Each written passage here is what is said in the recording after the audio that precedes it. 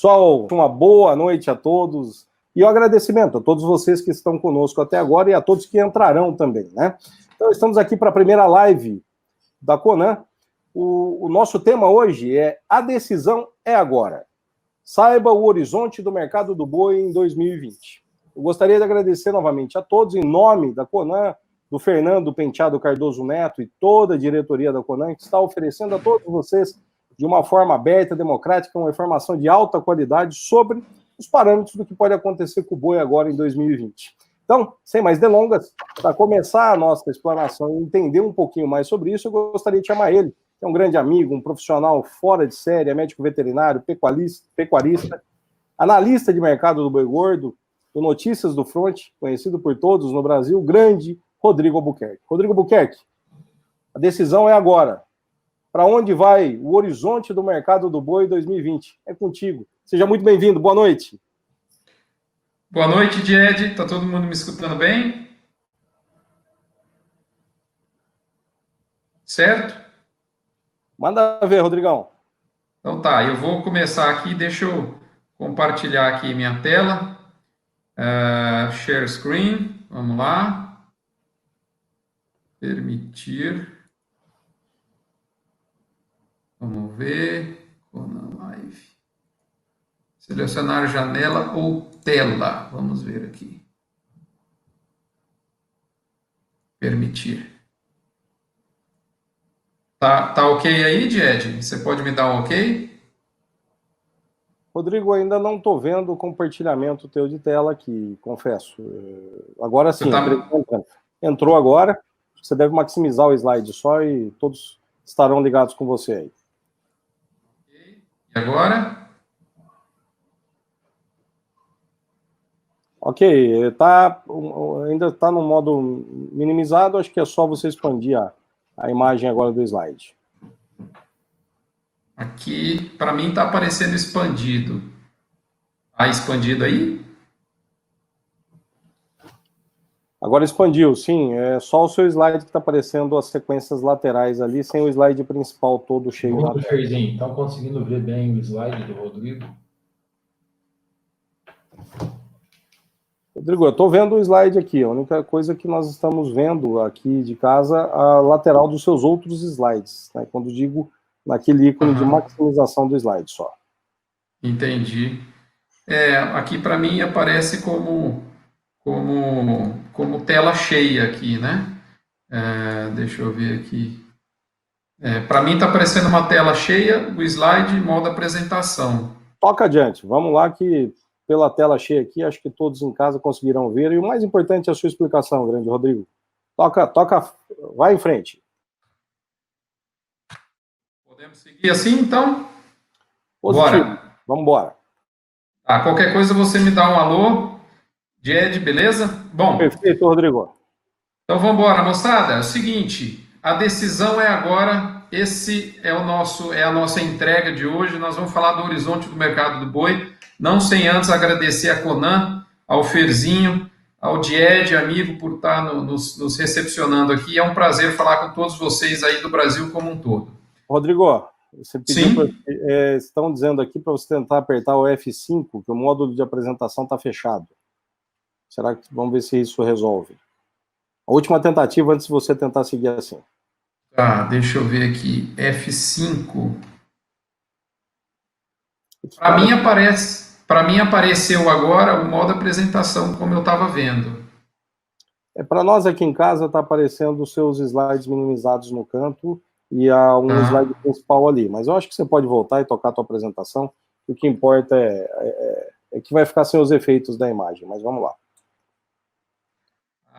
Ela, por exemplo, apareceu uma foto no centro ou apareceram todas as fotinhos já nesse slide, por exemplo?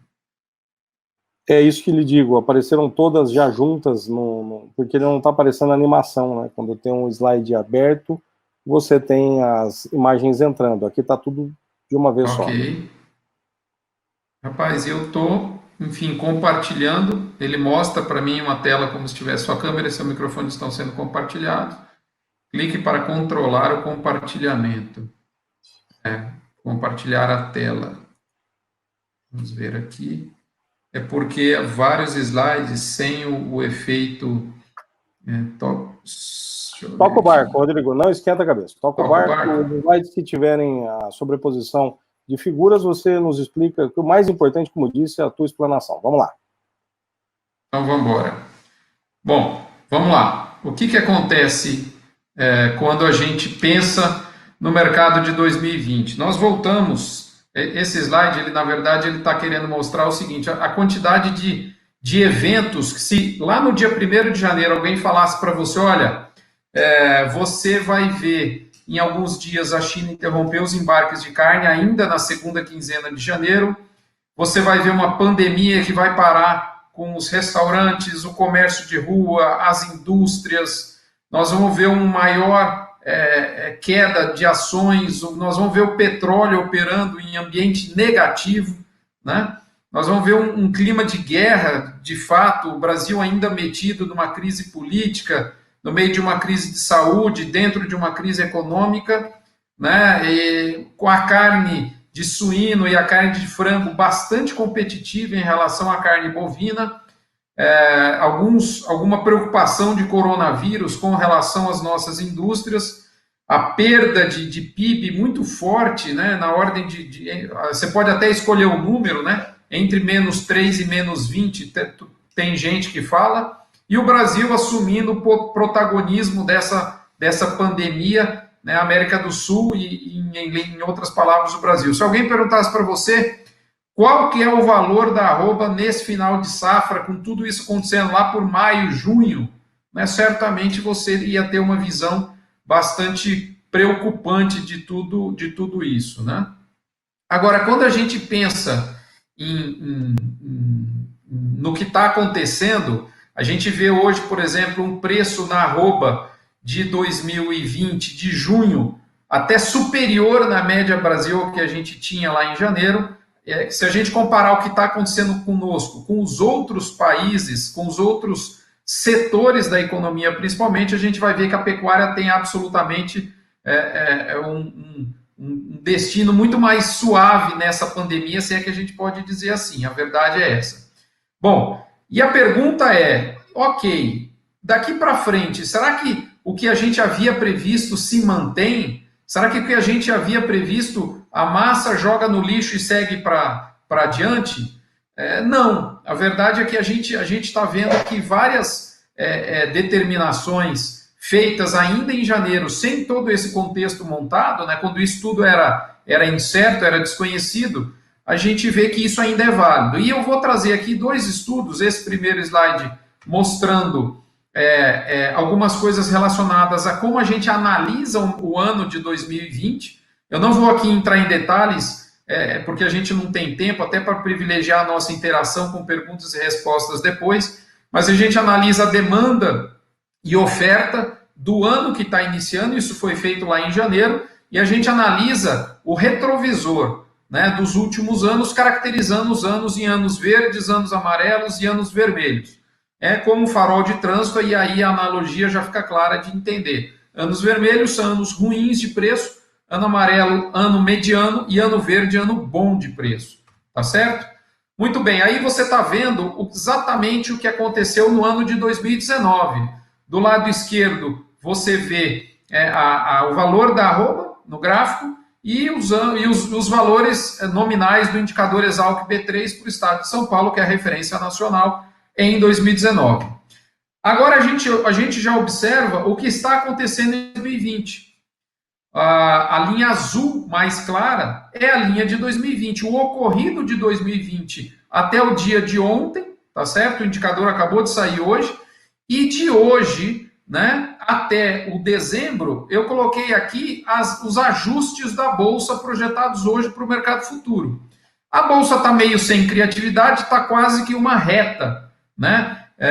Mas é exatamente o que a Bolsa projeta para a gente. Então, a gente pode anualizar a média de 2020 dessa forma, todos os dias, mesmo o ano ainda não tendo finalizado, obviamente. O que a gente percebe? 20,7% de alta frente ao preço médio diário de 2019. Então, conclusão, mesmo num cenário de pandemia, num cenário de demanda absolutamente desafiada, onde todas as certezas se exauriram, a gente ainda consegue projetar na pecuária uma curva com mais de 20% de aumento em relação ao ano passado. Aí alguém pode falar, Rodrigo, mas qual é o... E esse estudo ele mostra justamente isso. O que o nosso passado nos entrega? Esse ano de 2020 é um ano interessante porque ele é um ano pós-choque de preços. Então eu trouxe a vocês essa curva de cor preta, que ela mostra o que ocorreu na média das últimas 4 vezes em que houve um choque de preços como esse aqui em 2019. Veja bem, se 2020 começasse no dia 1º de janeiro, com o valor que de fato começou, e a partir de 1º de janeiro o boi assumisse a média do que aconteceu nos anos pós-choque de preço, nós veríamos essa linha preta. Então, na média dos anos pós-choque de preço, que é assim que 2020 se enquadra, era esperado um aumento de preços de 30%. E é essa curva que sempre foi o meu alvo para o ano. Mas, lembrando o estudo que eu acabei de mostrar para vocês, eu tenho que entregar para vocês mais 3 curvas, que são a curva vermelha, a curva amarela e a curva verde. Ou seja, o que aconteceria em 2020 se 2020 assumisse a curva dos piores anos de preço da pecuária dos últimos 13 anos. E a curva vermelha, a curva amarela, os anos médios, e a curva verde, os anos bons. A curva amarela, ou seja, se 2020 assumisse a curva de preços, a ocorrência diária de preços, a variação diária de preços, tal qual ocorreu nos anos medianos de variação de preço da pecuária do universo dos últimos 13, nós teríamos essa curva amarela, que também entrega 31% de alta, tá certo? Mas ela tem uma diferença grande aqui com a curva preta, que ela tem, desculpe, um choque de preço, um novo choque de preços na entre-safra, arroba chegando aqui a R$245. Rodrigo, mas e se tivesse só notícia boa dentro de 2020, na economia, no mercado, no clima, não tivesse pandemia, qual é a curva que a gente poderia esperar? É essa aqui que é a curva verde. É uma curva ascendente de preços, todas elas começam no mesmo valor, tá certo? Do dia 1º de janeiro de 2020. E se só tivéssemos notícia boa, o mercado caminharia sempre em ascendência, cravando 36,5% de alta. Interessante. No cenário verde e no cenário amarelo, ou seja, na curva dos melhores preços, dos melhores anos, melhor dizendo, e na curva dos anos medianos, o limite parece ser o mesmo, arroba aí de R$245, por volta disso. Rodrigo, mas e se acontecesse só notícia ruim em 2020? E de fato aconteceu, e 2020 assumisse a mesma variação diária do universo, dos piores anos do universo dos últimos 13 da pecuária. Seria essa linha vermelha. Só para vocês terem uma ideia, 2017, o ano da carne fraca, compõe a média dos 4 anos, né, que é esse extrato da linha vermelha. Ora, qual então algumas conclusões a gente pode chegar? Então vamos recapitular. A linha lilás é o 2019, para a gente ter a referência de comparação. A linha azul é o que aconteceu até ontem e o projetado até o dezembro, de acordo com a Bolsa. Ou seja, essa linha de Rodrigo, realizado mais projeto... Oi?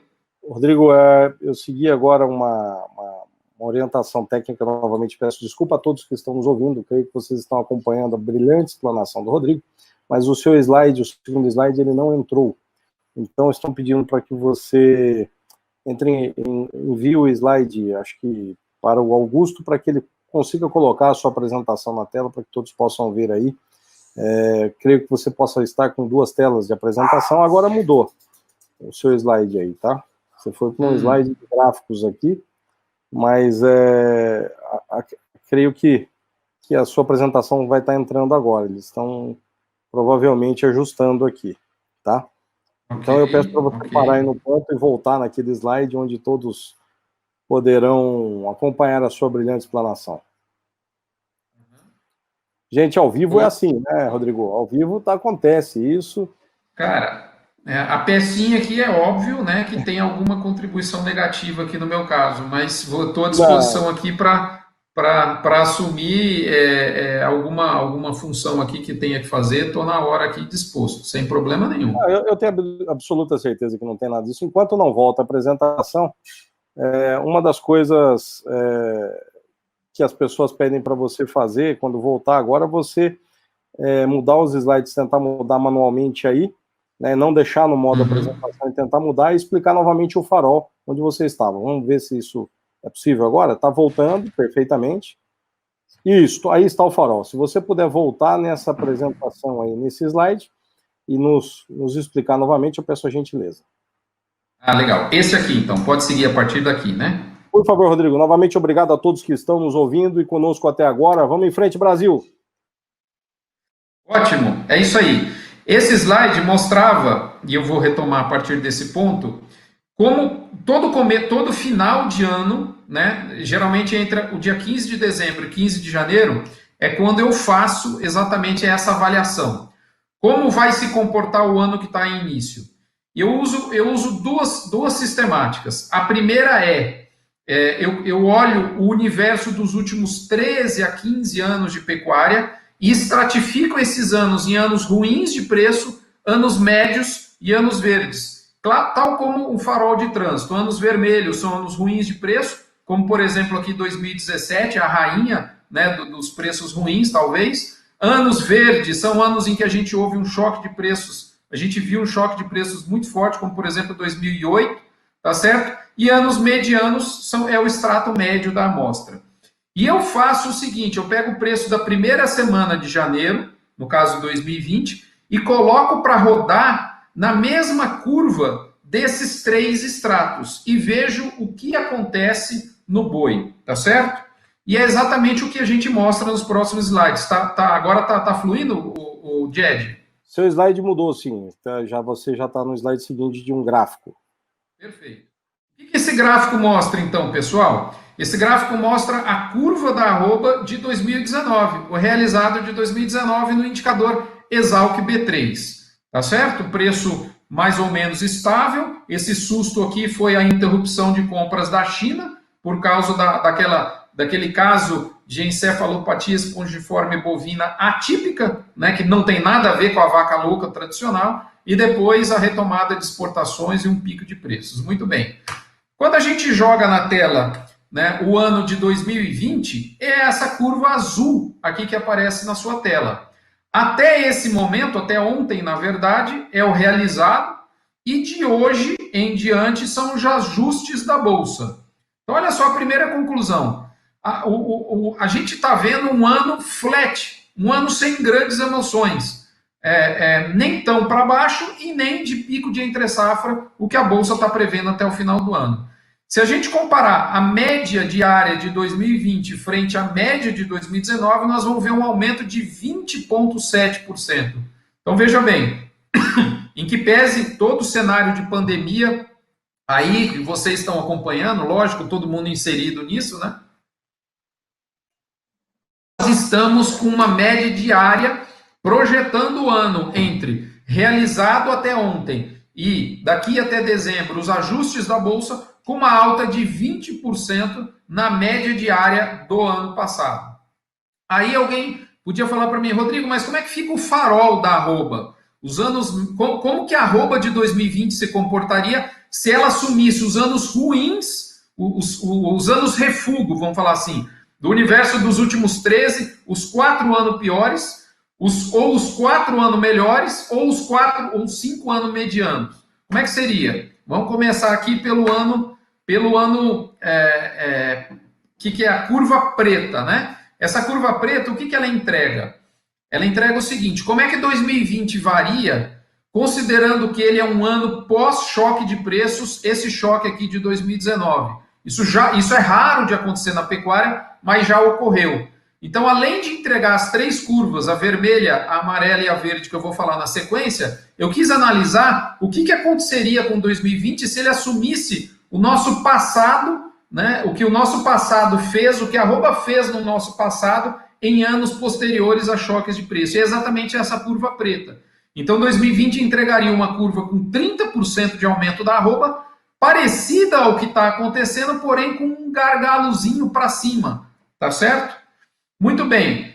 E se acontecesse de 2020 assumir a curva média dos anos, aí sim a curva amarela, 2020 teria um aumento de 31% em relação ao ano passado. A gente está basicamente muito próximo da linha amarela nesse momento, em termos do nosso preço da arroba, mas a linha amarela entrega, os anos médios performaram, entregando uma curva muito positiva da entre-safra, que a gente não vê nos anos posteriores a choques de preço. Tá certo?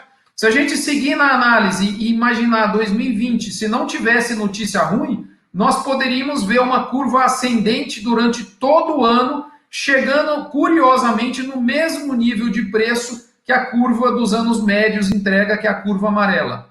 E por fim, para a gente finalizar esse gráfico, se a gente visse 2020 performando como os piores anos do nosso extrato dos últimos 13 de pecuária, nós veríamos uma curva com 17% de alta, bastante inferior ao que a gente vê hoje. Então, gente, algumas conclusões aí. Vamos lá.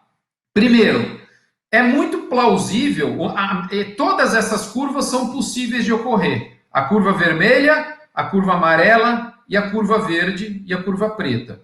Recapitulando, a curva vermelha seria 2020 assumir a variação dos piores anos em termos de variação de preço. A curva amarela, 2020 assumia os anos médios de variação de preço. E a curva verde, os anos ótimos de variação de preço. E a curva preta, os anos posteriores aos choques de preço, como houve em 2019. Eu comecei o ano dizendo que a minha favorita entre essas 4 curvas seria a curva preta. Ou seja, um ano sem muita pressão de final de safra, porém sem muita expectativa de altos picos na entre-safra. O que a gente está vendo? A pandemia provavelmente deixou a curva azul, que é o nosso realizado, um pouco abaixo da onde eu imaginei que seria bem possível de nós atingirmos, que seria a curva preta. Mas ainda assim, bem superior a uma perspectiva muito negativa, que foi, por exemplo, o que a arroba fez em 2017 na carne fraca, que seria a curva vermelha. Então, a conclusão que a gente chega é o seguinte: dificilmente nós vamos ver esse nível de preço de 240 a 250 reais por arroba. Ele é possível sim, mas ele é pouquíssimo provável dado aos problemas de demanda que nós estamos vivenciando, tá certo?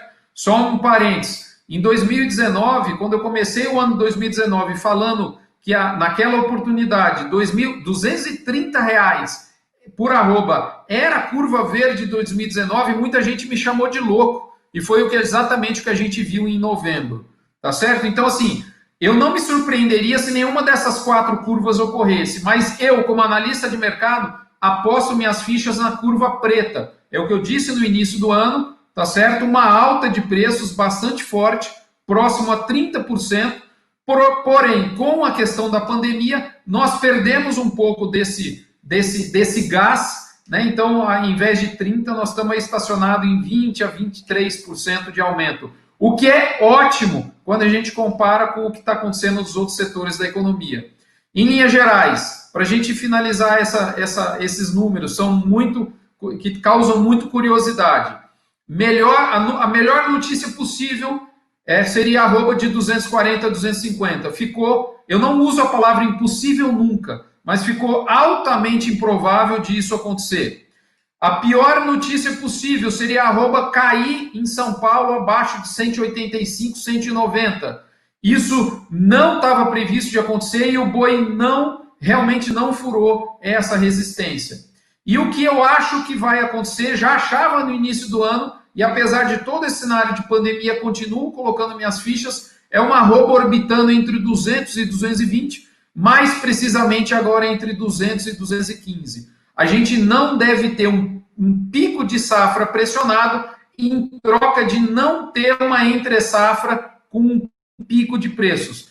Tomara que eu esteja errado e que esse cenário, que para mim hoje é menos provável, que é a curva verde e a vermelha, tomara que ela ocorra. Eu torço para eu estar errado, mas eu, como analista de mercado com muita responsabilidade, digo a vocês que eu, inclusive na minha venda dos meus bois, quando eu consigo uma alta de 20% a 30% nesse horizonte aqui, eu efetivo vendas, porque eu acho que é onde a arroba pode realmente desempenhar. Não acho absurdo a gente pensar numa arroba de 210, nós vemos hoje no mercado físico de São Paulo isso já ocorrendo. Lembrando, de novo, esses preços todos são da Praça Paulista, não é absurdo a gente ver algo acima disso, mas eu não acho mais provável a gente ter valores muito acima.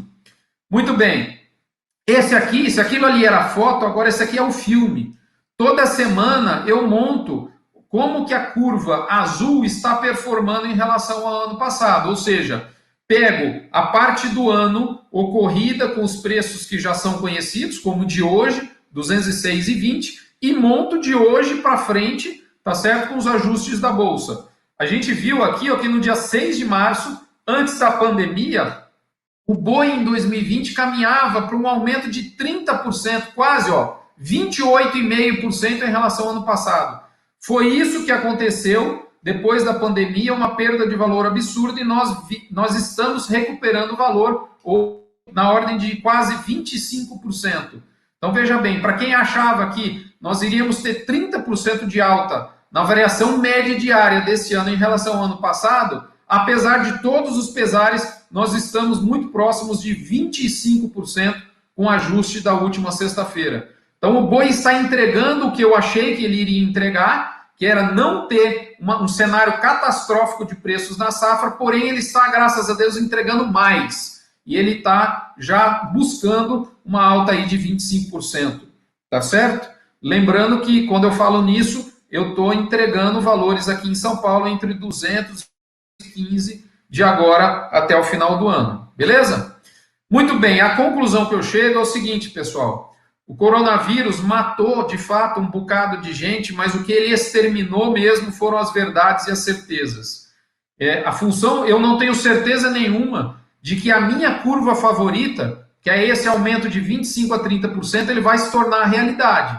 Nenhuma daquelas 4 curvas, para mim, são surpresas se elas de fato ocorrerem. Tá? Mas a minha mais provável é uma curva com 25% a 30% de aumento em relação ao ano passado. Mas é importante dizer para vocês que ninguém tem condição de cravar nada esse ano, né? Aliás, eu acredito que em ano nenhum, particularmente em 2020. Então, como que você vai tomar a sua decisão de venda? É o que eu entrego nesse próximo slide aqui, tá certo? Eu vou falar de maneira geral, que eu acho que fica fácil de entender. A sua decisão de venda, meu amigo, ela tem que começar com essa frase aqui, ó. Isso é um mantra. O futuro é sempre opaco. O mercado é o eterno exercício de humildade. A gente não, toda vez que a gente acha que a gente tem certeza de alguma coisa, a gente começa a errar. Então, com esse mantra na cabeça, eu sedimento a minha decisão de venda como pecuarista, já que, como diz o título da palestra, a hora é agora, num tripé que eu chamo de GTA. Eu brinco que eu emito 2 GTAs no momento de fazer a venda. Uma que é o documento do seu Instituto de Defesa Sanitária aí do seu estado. Nós temos aqui hoje o IAGRO no Mato Grosso do Sul, o IDARON em Rondônia, Agrodefesa em Goiás, para a gente citar aqui 3 exemplos. E além disso, eu emito o segundo GTA, que é o quê? Analisar a minha gestão, a tendência de mercado e a assimetria. Para a gente deixar isso aqui mais palpável, o que é tendência de mercado? Tendência de mercado é o que eu acabei de falar para vocês. É o que um analista tem que entregar na minha visão. O analista não tem que entregar se o valor da arroba é 200 ou 250 em outubro de 2020. Ele tem que entregar os cenários possíveis e determinar dentre esses cenários qual é o mais provável. E eu estou fazendo aqui, colocando meu pé na peia com o analista, torcendo para que eu esteja errado. Estou dizendo que o meu cenário mais provável é da gente não ter um fundo de safra pressionado em troca de não ter altos picos na entre-safra, que é esse 210 a 215 na entre-safra, torcendo para que eu esteja errado e que a gente veja valores de arroba mais alto. Mas essa é a primeira tendência, é o primeiro apoio, né, dos 3 para a gente tomar a decisão de venda, analisar a tendência. Então, toda vez que eu vejo um preço no mercado futuro me entregando uma alta de 25% a 30% em 2020 em relação ao ano passado, me dá vontade de vender. isso que eu quero dizer para vocês. O A do GTA, partindo aqui já para o segundo pilar, é o uso das ferramentas de venda, que nós não vamos abordar aqui hoje. Boi a termo, mercado de opções, mercado futuro. A gente até pode falar alguma coisa nesse sentido, de acordo com as perguntas, mas não é o foco da nossa apresentação. Nós estamos falando de tendência, do que deve ocorrer com a arroba até o final do ano. Então, você que está aí com boi no semi-confinamento, você que está com boi a pasto com 0,3%, ou 0,5%, ou 1%, você que está levando o seu boi para o confinamento, eu, por exemplo, levei boiada para confinamento hoje. Eu estou analisando a tendência de preço, curva de 25% a 30%. E o terceiro pilar, aqui na ordem ele é o primeiro, né, é a gestão. Então, o que acontece? Para que eu consiga fazer uma venda otimizada, eu preciso ter gestão do meu negócio, gestão produtiva e gestão financeira. É isso que essas duas letrinhas aqui querem dizer. Em outras palavras, para deixar isso mais claro, é preciso que você, aí que esteja me assistindo, saiba responder com muita antecedência, ou seja, muito antes da venda, a duas perguntinhas. A primeira delas é: por quanto a sua arroba do boi pronto, o seu custo de produção, qual é? Você vai vender boi lá em outubro, mas qual que é a projeção desse boi de 21 arrobas saindo do confinamento gordo? Qual é a projeção do custo dessa arroba? Essa é a primeira pergunta que você tem que responder. E a segunda pergunta é ter certeza que esse boi sai em outubro. Ou seja, você tem que aliar gestão produtiva e gestão financeira. Então, à medida que você tem a gestão produtiva e financeira, você sabe dizer que seu boi vai sair em outubro por um valor, por exemplo, de 180, 190 reais o boi pronto, você analisou a tendência de mercado, você encontrou uma oferta, seja no boi a termo, seja no mercado futuro, seja no mercado de opções, que são as ferramentas para garantir a assimetria de preço com o seu custo. Você analisou a tendência, encontrou esse nível que você acha mais provável, executa a venda. Ou seja, o que eu quero dizer? Nós temos que executar a margem. Toda vez que nós determinamos um custo de produção, olharmos uma tendência e as ferramentas de venda nos sinalizarem um preço dentro da tendência que entrega a margem que você deseja, porque você tem gestão produtiva e financeira, você sabe qual é seu custo, isso significa margem. Diferença entre custo e preço de venda é margem. Então, se ao longo do caminho, mesmo que seja muito antes de outubro, você, por exemplo, vai matar um boi em outubro, muito antes de outubro, do dia 31 de outubro, esse boi vai estar pronto, que a sua gestão produtiva ela te garante isso. Você encontra no mercado, analisando a tendência e as ferramentas, uma oferta que dê a margem que você deseja, a minha melhor indicação para você é executar a venda. A gente pode até discutir qual o percentual de venda que nós vamos vender, mas a minha melhor indicação é, de fato, fazer essa venda. Tá certo? Bom, para a gente finalizar, né? Esse tripé de gestão, tendência e assimetria é o que me dá o único norte possível para eu executar a minha venda, muitas vezes antes do ato do embarque para o frigorífico em si, quando eu vejo margem no meio do caminho. Você também tem que considerar dois negócios, dois pontos importantes.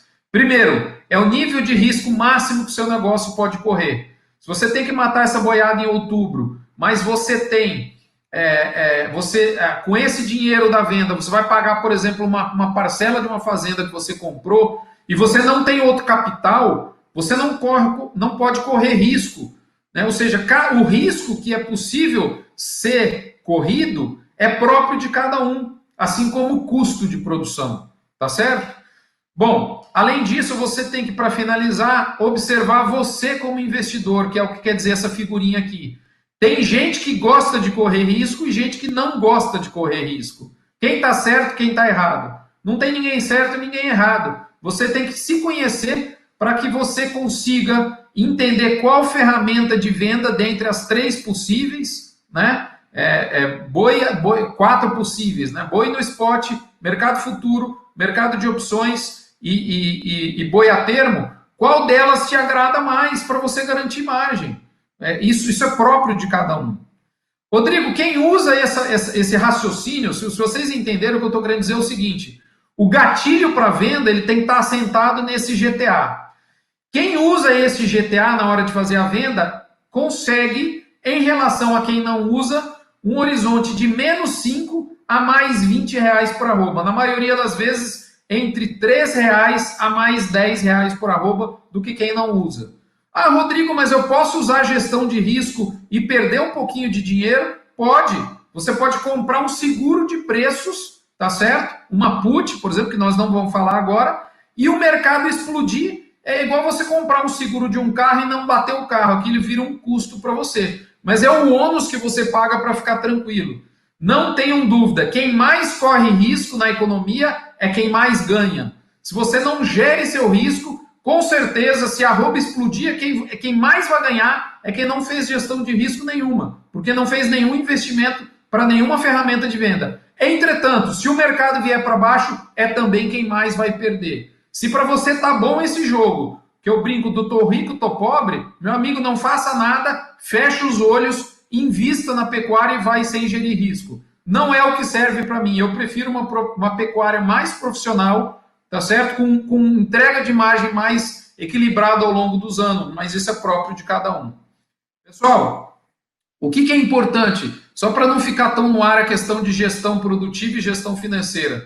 Eu coloquei aqui uma simulaçãozinha boba de alguém que comprou um bezerro de 8 arrobas, um bezerro de ano, né, de 12 meses, no ano passado, por R$240 por arroba, lá por agosto, setembro, talvez até o começo de outubro, meio de outubro, pagou quase R$2.000 nesse bezerro no ano passado. Essa pessoa recriou esse animal, ele tem que ter um plano de voo, né, ele vai recriar esse animal por 10 meses, colocando 5 arrobas a pasto, aqui por R$131,60.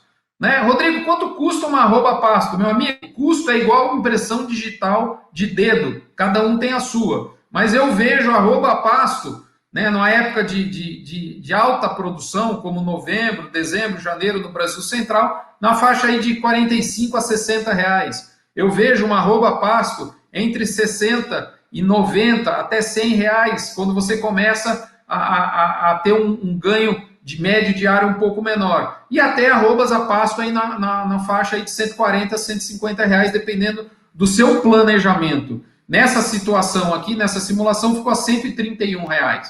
E esse cidadão vai sair com esse boi magro de 13 arrobas, porque ele entrou com 8, ganhou mais 5, para um confinamento. Esse boi estaria comendo hoje no confinamento para ganhar mais 7 arrobas e meia ao custo de R$160. Esses são números muito factíveis, muito próximos do que muita gente me conta hoje no mercado, né? É um animal a pasto sendo recriado pelo custo mensal de R$68 por cabeça mês. Isso daria um boi pronto lá no dia 18 de agosto por R$185. Hoje você consegue travar um preço mínimo para agosto de R$194. Então, veja bem, se você comprar um seguro de preços, você consegue garantir hoje o seu custo de produção e R$10 por arroba de margem com toda a tranquilidade.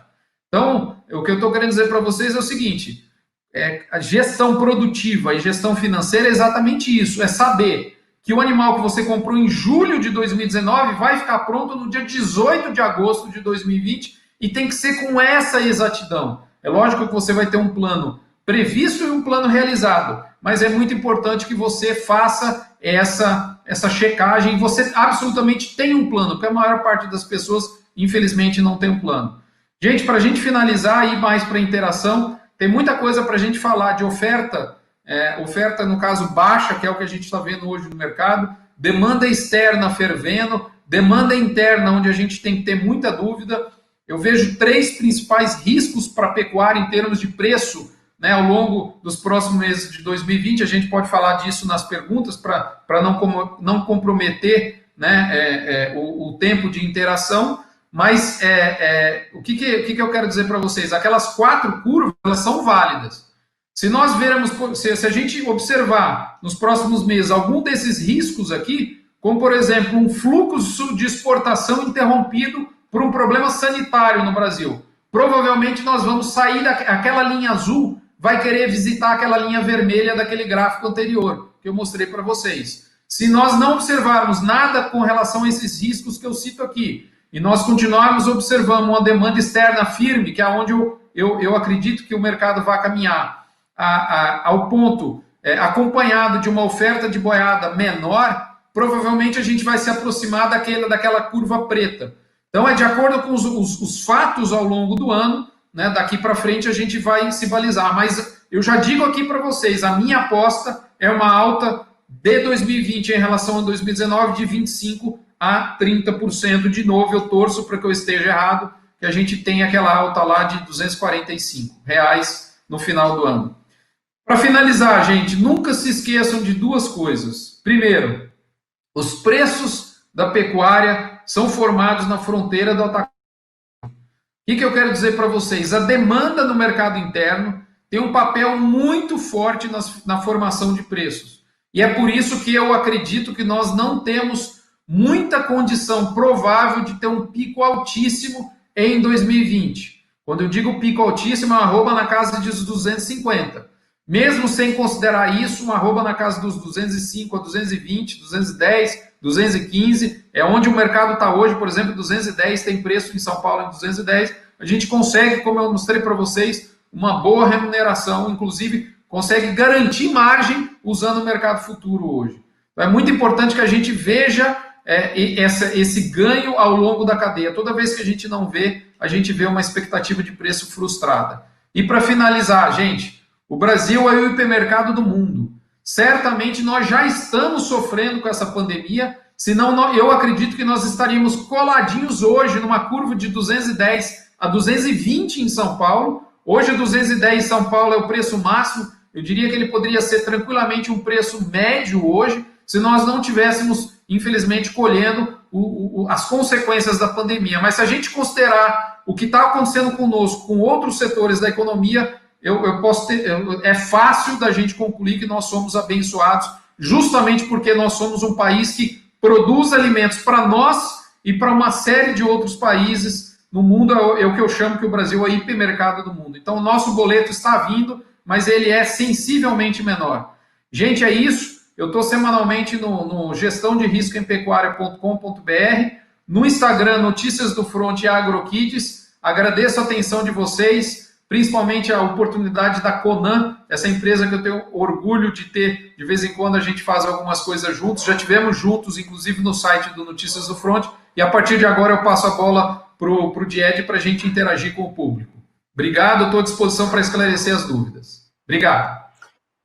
Rodrigo, eu que agradeço em nome de todos. Aqui são várias e várias pessoas de todos os lugares do Brasil, inclusive do exterior. Tem gente do Paraguai, Bolívia, assistindo a tua apresentação aí agora. E acho que isso ajuda as pessoas mudarem um pouco a maneira de enxergar o que vai acontecer agora. Entre essas situações todas, perguntas estão chegando de todos os locais. Mas a primeira aqui, que já vai para aquecer os motores seus aí, seus motores, eu tenho um boi planejado para bater em 2020. E aí, Rodrigo? 2021, desculpa, em janeiro de 2021. Eu tenho um boi planejado para bater em janeiro de 2021. O que você me fala? Devo antecipar esse boi ou não? Rapaz, se esse boi está planejado para bater em 2021, primeira coisa a se analisar é janeiro, né? Eu digo sempre o seguinte, janeiro a abril tem sido o calcanhar de Aquiles das indústrias. A gente observa muita gente fazendo a boiada do segundo giro, a boiada do segundo semestre do confinamento. E boa parte da boiada magra, que morreria nesse início de safra de capim, janeiro, abril principalmente, ela já foi abatida de maneira antecipada. Então, se o seu sistema de produção, que eu quero dizer o seguinte, eu gosto da ideia muito de abater boi entre janeiro e abril. Então, se o seu sistema de produção permite você ter boiada pronta entre janeiro e abril, eu diria que é uma boa ideia. Agora, abater entre janeiro e abril e antecipar, eu acho que essa decisão está muito em função da situação presencial, de analisar os 3 caixas que eu falo, né? Que é o caixa pasto, tá certo? O caixa dinheiro, caixa mesmo, caixa do banco, e o caixa carcaça. Será que esse boi antecipado para um confinamento, você tem planejamento financeiro alimentar para comprar uma dieta e abater ele no segundo semestre? Ou você tem um boitel próximo da fazenda? Então, acho que a gente entra numa seara que é muito particular. que eu posso dizer que eu gosto muito, eu particularmente como pecuarista, sempre planejo um pouco da minha oferta de gado entre janeiro e abril. 40% dos anos no universo dos últimos 13 tiveram o pico nominal de preços entre janeiro e abril. Então, nessa época, costuma faltar bois, principalmente bois mais novos, que é exatamente uma demanda muito forte hoje no mercado com vistas à exportação para a Ásia. Então, me agrada essa ideia. Rodrigo, você falou muito sobre previsibilidade, um pouco naquela primeira curva tua lá, eu estava prestando bastante atenção. Eu acho que previsibilidade muitas vezes é bom para a pessoa poder entender o que está acontecendo e programar. Aí você falou muito sobre o que poderia acontecer nas flutuações, alguns dados no final, e é sempre bom escutar de você o que você fala e a tua capacidade de falar sem medo. Pode ser que aconteça uma alta de 25% a 30%, é uma situação que pode ocorrer. Você diz, pô, eu quero estar até errado, boi chegar a 240, enfim. Mas isso são vários fatores. Mas, considerando a tendência de arroba para 2020 agora, qual é a margem que o pecuarista pode considerar boa para manter em 2020? Essa pergunta veio lá do Mato Grosso. Ah, perfeito. Excelente pergunta.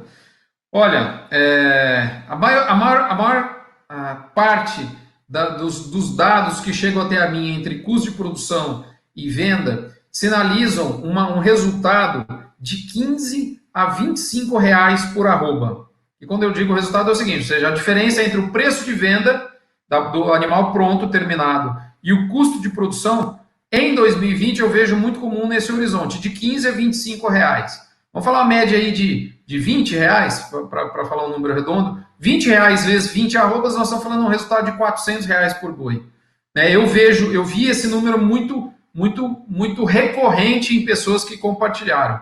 Posso compartilhar aqui que a nossa boiada, abatida agora em maio, entregou valor de 600 a 800 reais por cabeça, e a boiada prevista para entrega no segundo semestre deve navegar entre 350 a 550 reais por cabeça. Então, é isso que eu considero como comum no mercado, né? E acho que é um horizonte que pode ser almejado, né? De novo, logicamente, depende das condições de custo aí de cada um, né? Já emendando em seguida aqui, veio uma de São Paulo aqui, em relação ao risco máximo que um pecuarista deve aceitar correr nessas situações. Ele falou, olha, isso tem vários fatores que podem decidir qual é o risco que ele tem que aceitar. Mas ele colocou aqui, Rodrigo, fala uma dica, o que eu tenho que olhar para entender qual é o risco máximo que eu tenho que correr. Excelente. O que eu falo é o seguinte, olha, gente, quando eu digo de risco máximo que pode correr, é basicamente analisar fluxo de caixa. Então, assim, a gente está num momento fantástico para fazer isso, por quê? Parafraseando o Antônio Schacker, né, que é um amigo seu, de amigo nosso, conhecido aqui de muita gente, tudo que vai acontecer nos próximos 12 meses na sua fazenda pertence ao passado. Ou seja, já deve estar acontecendo alguma coisa hoje que explica o porquê dos porquês lá de setembro, do seu outubro, até do seu junho do ano que vem. Tá certo? Então, o que eu quero dizer? Se você tem essa visão dos próximos 12 meses, a pior, quando eu falo em correr risco máximo, é não frustrar a questão de caixa. Se uma propriedade rural existe com um fundo empresarial, ela está ali para entregar uma produção, respeitando o meio ambiente, respeitando os animais, respeitando a parte sanitária, respeitando a parte social, mas principalmente ela está ali para entregar valor, entregar dinheiro, entregar margem. Então, eu penso que, a partir do momento que você tem um fluxo de caixa desenhado, o risco máximo seu é justamente frustrar esse plano de fluxo. E se você não tem um plano de fluxo hoje, está mais do que na hora de correr um e fazer. E eu diria que esse momento, nós estamos aonde? Nós estamos no último mês da safra 19/20. A safra começa no dia 1º de julho de 2020 e encerra no dia 30 de junho de 2021.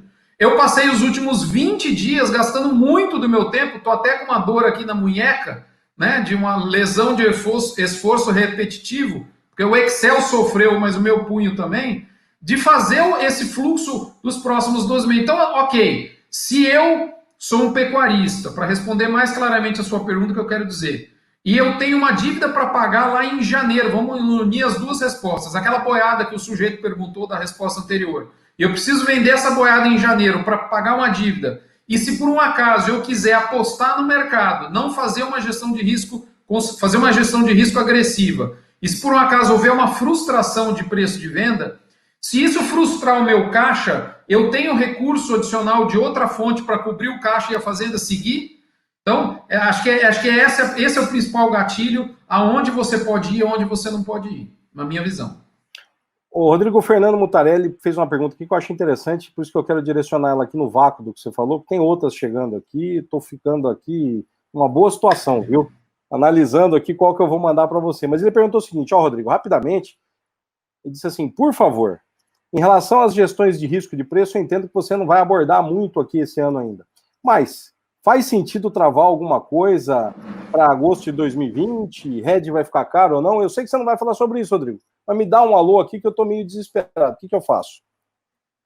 Tá, vamos lá, vamos entender. Quando ele fala travar o preço, eu acredito que ele esteja falando aí naquelas opções, por exemplo, no termo com preço fixo. Put, É isso falou, que eu estou entendendo aqui. Faz sentido fazer uma put ou se faz sentido outro tipo de trava, partir para uma Red ou outra coisa? Eu vou falar o que faz sentido porque eu vou compartilhar o que eu fiz comigo. É o seguinte, num ano de pandemia, onde tudo pode ocorrer, tá certo? Vou dar um exemplo para você. Alguém aqui em sã consciência no Brasil garante que nós podemos não ter um problema sanitário com relação à exportação esse ano? Lógico que nada indica isso nesse sentido, mas isso é possível. No ano em que a gente tem uma demanda de mercado interno combalida, né, convalescente, na melhor das hipóteses, né, usando esses R$600 abençoado aí para continuar consumindo. Se a gente tiver um problema de exportação, a gente tem uma situação muito difícil, de fato, provavelmente. Então, o que eu quero dizer? Não vejo como, a não ser que você goste do risco, e a não ser que você tenha plano B para trazer dinheiro para fora, de você pelo menos não comprar um seguro de preços. Meu amigo, hoje eu te falo com cotação de agora à tarde. Se você quiser gastar R$2 por arroba, que é mais ou menos 1% do valor da arroba do boi gordo, você consegue uma proteção de preços aqui, eu estou com a cotação agora aqui, para agosto, entre R$196 e R$197, base São Paulo. O que eu quero dizer? Hoje o mercado de São Paulo é R$206. Aconteça o que acontecer, de hoje até o final de agosto, de agora, né, até o final de agosto, não importa o que acontecer de ruim no mercado, se vier notícia ruim, o seu boi não abaixa mais do que, vamos falar aí, R$10, porque o indicador hoje é 206, você compraria um seguro de 196, investindo R$2. Então, se você precisa fazer essa gestão, se você não pode correr risco de preço, se você tem boiada para matar em outubro, eu recomendo duas coisas para você. Ou comprar um seguro de preços e continuar com a sua boiada no mercado físico, uma put, ou então procurar um frigorífico que tenha boi a termo, se na sua região tem e você gosta dessa modalidade, mas comprar uma proteção de alta. Porque a partir do momento que você travou o preço do com o frigorífico, qual é seu risco? Seu risco passa a ser o contrário, é da arroba subir. Por quê? Nós estamos entrando num momento de oferta extremamente reduzida e eu não descarto uma puxada da arroba caso as exportações continuem firme e esse mercado interno continue em equilíbrio. Então, quem trava preço, procura se proteger de uma eventual alta para você não ficar descasado para reposição, que, aliás, nós vamos falar numa live daqui a alguns dias, no dia 23, se não me falha a memória, depois você vai dar esse recado, né, Jed? E se por um acaso você comprar, fazer não achar que vale a pena fazer o termo, compra um seguro e vai no mercado spot e vende seus bois lá na frente do mercado import. O que é bacana? Você vai estar comprando seguro, você vai estar protegido da baixa e vai poder aproveitar de uma alta se a alta vier. Fazendo um boi a termo, você vai estar protegido da baixa e, ao mesmo tempo, comprado numa call, você vai poder aproveitar o mercado se a alta vier. O que eu fiz para mim? Foi um misto dessas duas coisas. Eu fiz uma parte de boi a termo e comprei call para que, se o mercado for, eu continuar aproveitando o mercado da alta. E o que eu não fiz boi a termo, eu comprei a put para que, se o mercado cair, eu consiga ficar protegido através da put. Rodrigo, é bom falar com você, Rodrigo, porque é a experiência também do dia a dia, né? Não é uma experiência apenas das negociações, tem aquela vivência do que acontece. Teve até um comentário aqui que eu vou tomar a liberdade de fazer, porque eu não aguento. O Fernando Mutarelli, que fez aquela pergunta, falou assim: Rodrigo, valeu. Eu já ganhei uma noite de sono. Brigadão. Você vê o tanto que é bom você trocar informação e trocar experiências com quem vivencia isso no dia a dia. Aí entra uma outra pergunta de uma região que eu gosto, já tive lá algumas vezes, Boca do Acre, no Amazonas, indo ali para o Acre, nosso querido estado, Amazonas, mas o Acre também um lugar sensacional. Ali na Boca do Acre, onde o pessoal compra muito bezerro, tem bastante gado de boa qualidade ali também. O Thiago Gonçalves fez a seguinte pergunta: pode confiar no mercado para exportação, nesse cenário de pandemia, né? Como é que esse fator da melhoria interna de preço e arroba pode influenciar nisso, tá? Como é que a pandemia pode influenciar nesse mercado? Olha, o que eu vejo? Vamos falar, acho que a pergunta dele tem dois focos, uma parte de mercado interno e mais mercado externo, né? O Brasil, o que a gente percebeu com todo esse problema da pandemia, foi que talvez aquele modelo que a gente desenvolveu, que o mundo veio desenvolvendo desde a Segunda Guerra, que é o modelo de, ok, vamos produzir no mundo, aonde é mais barato produzir para vender onde tem mercado, vamos integrar as cadeias. A gente percebeu que isso é um tanto... Isso tem uma fragilidade muito grande. E eu diria que todos os setores da economia vão rever, na minha visão, posso estar enganado, esse modelo. A gente provavelmente vai ver algo mais nacionalista, seja em todos os setores, setor da indústria, setor de máquinas. No agro, você tem uma dificuldade que é a tal da fotossíntese.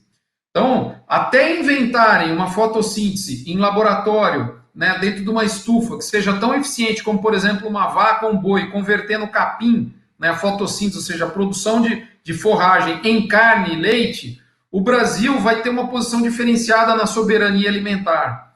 E esse termo de soberania alimentar, eu acho que faz toda a diferença aí sim para chegar na resposta aí da questão da demanda externa. O que a gente percebeu foi que o Brasil deu um show nessa pandemia e muito disso deveu aos seus produtores rurais que estão aí nos assistindo, que continuaram a produzir. As nossas cadeias logísticas de supply chain, a produção no campo não parou. E até o Banco Mundial fez um estudo dando nota 10 para o Brasil nesse sentido. Então a gente viu que vários países do mundo perderam a sua soberania alimentar e o Brasil, pelo contrário, não perdeu e continua a fornecer. Então acredito, respondendo a pergunta do colega do Acre, que de fato nós vamos continuar com uma pressão de exportação bastante positiva, fruto de uma demanda, né, de exportação bastante positiva, fruto inclusive do nosso dólar. Já foi melhor o dólar a 5,5, 6, mas convenhamos, né, o dólar a praticamente 5 não é ruim. Você vai escutar falar muito, o discurso está organizado de que o dólar baixou, agora a roupa está ruim. De fato, ela já teve melhor, mas ela está muito longe de estar ruim. Então, a gente deve ter uma onda de pressão, de demanda continuada na exportação, mesmo porque tem outra coisa interessante. Se a gente analisar na locomotiva mundial, os países entraram primeiro na pandemia e saíram, né? O Brasil, então, ou seja... vários países, a Europa está sendo reaberta, tá certo? Então, esses países estão voltando ao consumo. Então, nós vamos ter ondas que vão nos auxiliar antes da nossa própria retomada, que está começando a acontecer agora, não sei se no período certo ou não vamos entrar nesse mérito, mas eu acho que continua. No mercado interno é onde residem as maiores dúvidas, amigo do Acre. O que acontece?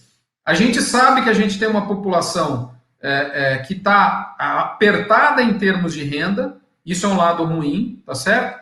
Porém, algo muito bacana está ocorrendo debaixo dos nossos olhos. A cesta de compras está mudando. O que eu quero dizer é o seguinte, o sujeito não está indo mais no shopping para comer aquele sorvete de casquinha, para ficar a tarde toda no ar-condicionado, tá certo? E, de repente, ir no cinema, ele está ficando em casa e ele está comendo.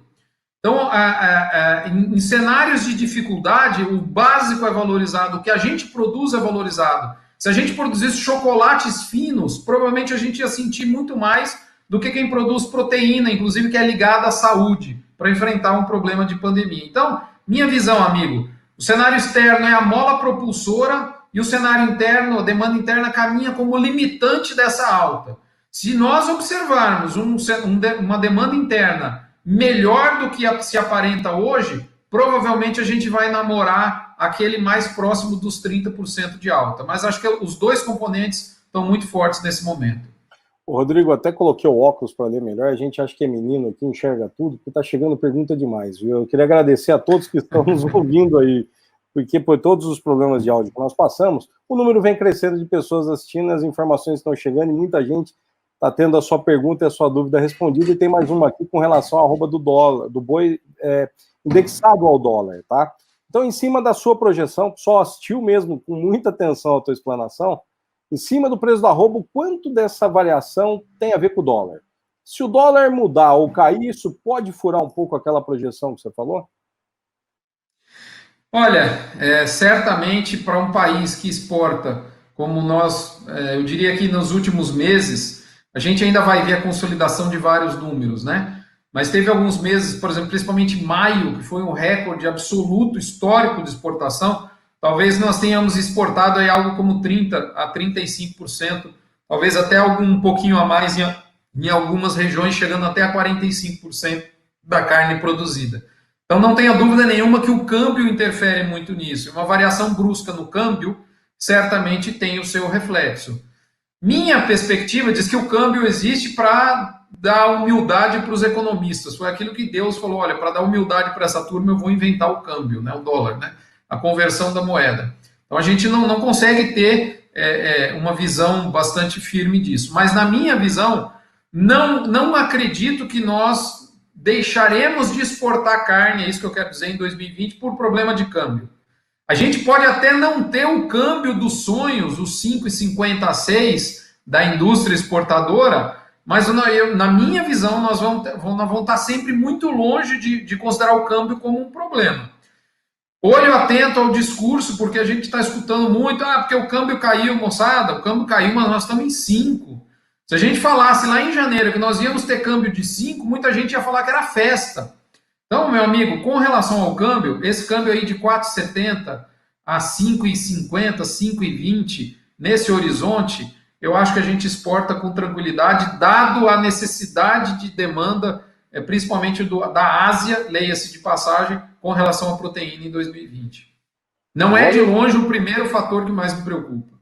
Vamos embolar um pouquinho tua cabeça aí agora, tá? Aí a pergunta chega... Jed pergunta para o Rodrigo, fala um pouquinho mais sobre insumos. Então, vamos falar um pouquinho sobre insumos. O quanto de impacto o milho e os outros insumos pode ter nessa conta aí, e o quanto custa não tratar desses animais agora, avaliando isso, ou Perfeito. Não deixando isso. Bom, a gente está escutando muito que mas o milho subiu, o milho está ruim. Rapaz, vou falar a verdade, olha. São dois pontos. Primeiro deles, lembrando de novo da frase do Schacker, a gestão de risco que a gente falou para venda, ela também tem que ser aplicada com relação ao insumo. Principalmente para um boi que cada vez mais é quase que um suíno. Em algumas dietas ele é literalmente quase que uma dieta de monogástrico mesmo, tá certo? Então o que acontece? Se o sujeito aplicou a gestão de risco de preço também no insumo energético, por exemplo, no milho, eu vejo muita gente que fez isso de janeiro para cá e está hoje com o custo de arroba colocada no confinamento de 135 a 145 reais. Tá certo? Então, assim, esse é o primeiro ponto. Né? O insumo subiu para quem não fez nada, né? Que infelizmente é a maioria. Né? Eu sei disso. Tá? Agora sim, o que é importante a gente falar? Ok, o insumo subiu. Farelo de soja, por exemplo, a gente viu uma alta muito forte, não só a energia, mas a proteína. Está vindo uma notícia para o pecuarista boa, escrevi sobre isso para os assinantes agora à tarde. Sempre a turma, é importante a gente ter a referência de troca da arroba com o milho. Quantas sacas de milho por arroba é aí na sua região? A média no Brasil, pegando o indicador do boi e indicador do milho, é 4,2 sacas de milho por arroba. No ano passado, 2019, a gente teve um valor de bem perto de 4,13, se não me falha a memória, 4,15. Foi bem dentro da média dos últimos 5 anos. Então, 4,2 sacas de milho por arroba é na média. Acima disso, como a gente teve em 2015, que chegou a 6 sacas de milho por arroba, é excelente. Em junho de 2016, chegou a 3 sacas por arroba, é péssimo para o pecuarista. Então tenha sempre em mente isso. Ah, mas o preço do milho está subindo. Beleza, mas a arroba está subindo quanto? Então esse é o ponto. Né? É fazer sempre a relação de troca. E aqui vai uma notícia muito boa para você que está pensando em intensificar agora, já que a pergunta é o que fazer agora, né? É a hora da decisão. Quando a gente olha o preço de hoje do milho futuro, de hoje até dezembro, e o preço do boi de hoje até dezembro, a gente vê uma recuperação muito forte de poder de troca do pecuarista em relação ao milho. A gente sai de hoje, o indicador de hoje deu 4,2 sacas por arroba, nós já voltamos para a média histórica, veja bem. Então, o milho está ruim, está caro, mas hoje, nós já estamos na média histórica, e de hoje até dezembro, nós vamos orbitar de 4,2, que é a média histórica, até 4,8. Então, veja bem, a relação de troca milho por arroba, ela foi ruim agora nos primeiros 3 a 5 meses do ano, mas de agora em diante é melhor. Então, se você está pensando em confinar, em semi-confinar, ou investir numa suplementação a pasto, eu diria que vai melhorar muito a sua condição de fazer isso, porque a relação de troca do mercado futuro está melhor. Lógico que não é só milho, é soja também, e aí, com o dólar mais alto, isso impõe um cenário de inflação de custo, imputa também custo de aditivos, alguns ingredientes que são dolarizados, alguns minerais, mas sem dúvida nenhuma, volto a dizer, esse não é o principal problema. Na simulação que eu mostrei, na apresentação, eu pus uma arroba colocada no confinamento de R$160. O meu custo vai ficar entre 140 e 145. Então, mesmo desafiando, eu estressei aquela hipótese de custo, ainda consigo ver boa rentabilidade. Rodrigo, aí entra uma pergunta que acho que faz muito sentido aqui. O cara falou, eu tentei fazer aquela conexão no final, mas eu vou voltar aqui para pegar você nisso aí de novo. Quanto custa não tratar esse boi? Se ele está na agulha ou você está naquela dúvida? Esqueci da segunda parte. Desculpa. Estamos aqui para lembrar, mas quanto custa? O que eu faço se eu não tratar esse boi? O que pode acontecer comigo agora? Está entrando a seca em muitas regiões. Rapaz, olha, excelente pergunta, porque a coisa que eu mais vejo nos grupos de WhatsApp é o seguinte: moço do céu, reposição tá cara. Não vou falar de reposição porque nós vamos falar especificamente, vou dar de novo um spoiler, né, no dia 23, né? Reposição tá cara, o milho tá caro, o farelo de soja um absurdo, eu não vou confinar, não vou fazer nada. Meu amigo, olha, isso para mim é uma das coisas mais perigosas, eu juro pela minha alma, eu falo isso como pecuarista.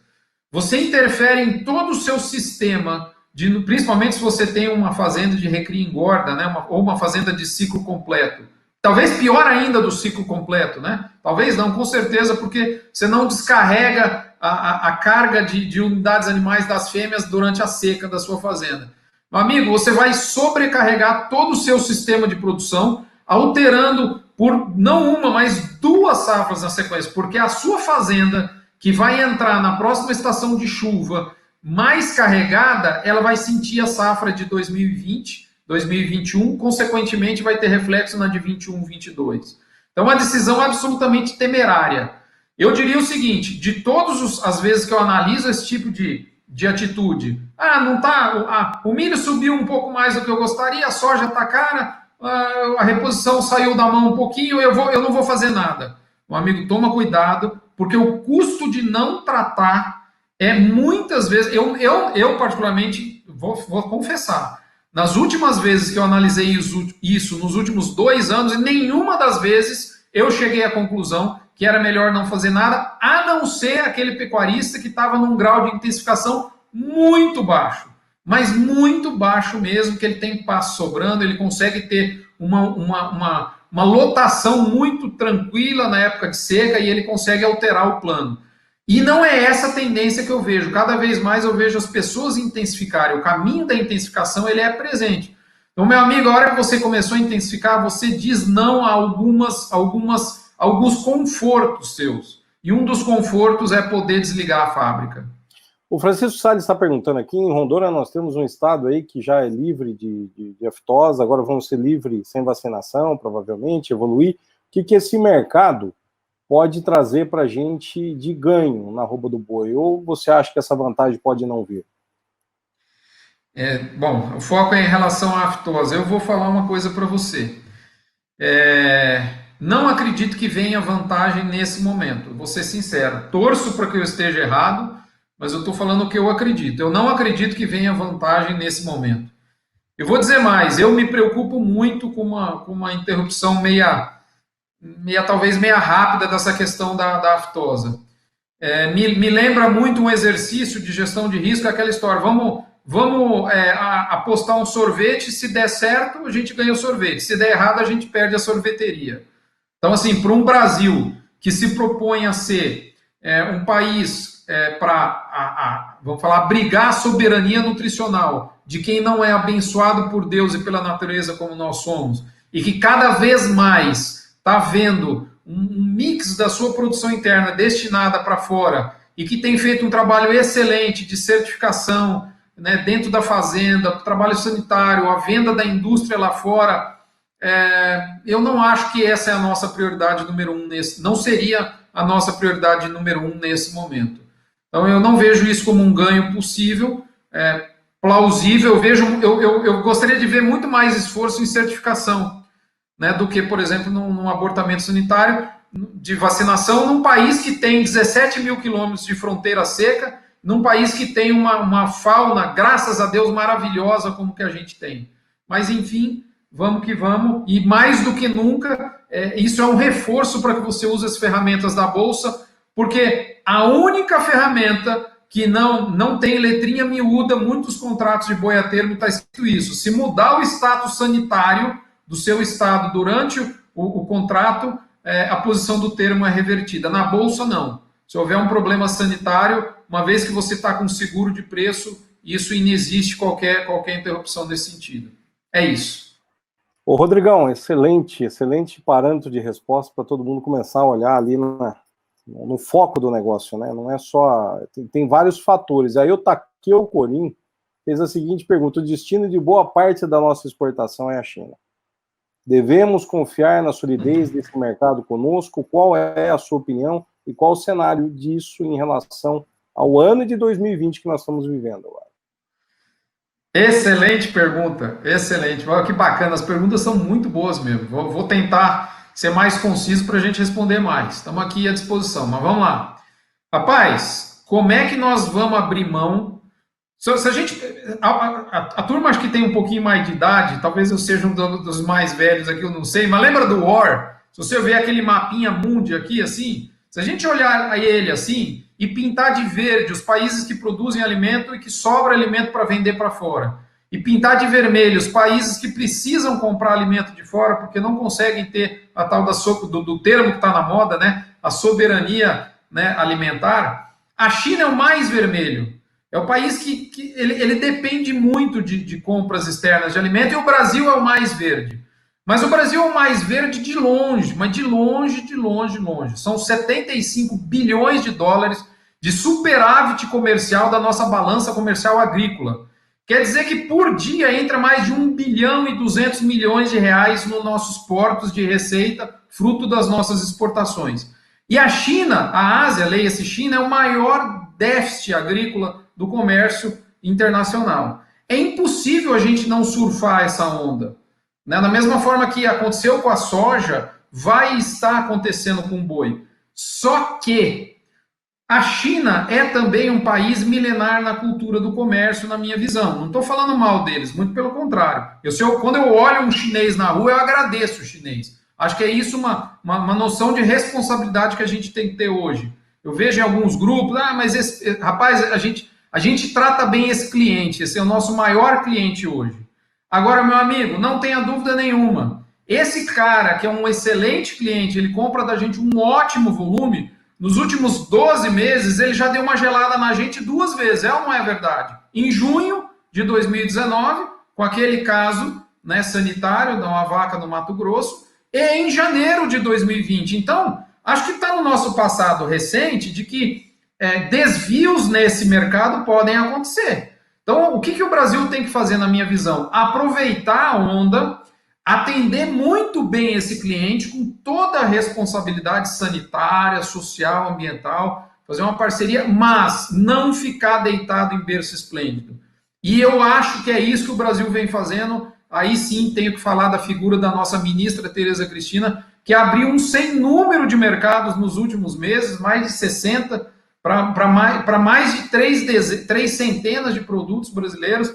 Então, assim, temos que aproveitar a onda, porque é impossível não aproveitar. Se nós somos o maior hipermercado do mundo, eles são o maior consumidor do mundo nesse momento.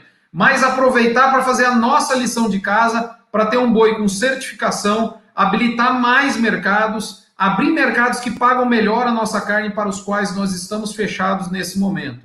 Tá certo? Então, assim, é muito bacana ter a China, desde que nós não fiquemos deitados em berço esplêndido, justamente porque temos a China. Tá certo? Perfeito, Rodrigo. Tem muita pergunta chegando sobre reposição, e esse é o tema da próxima live. Então eu vou fazer só aqui esse comentário para que as pessoas entendam por que nós estamos trabalhando tanto o tema do 2020 e não estamos abordando a reposição. No dia 23, agora, nós teremos às 19 horas, vamos colocar aqui no final aqui o print da live com você e com o meu mestre, o grande Danilo Grandini. Esse é um gênio.